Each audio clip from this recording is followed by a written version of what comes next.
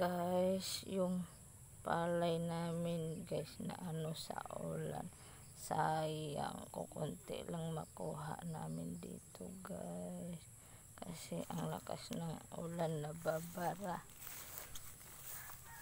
Ay, kaano ng buhay magsasaka, kahirap. Ayan guys, yung palay namin guys. Good morning. Na siya guys, nababara guys.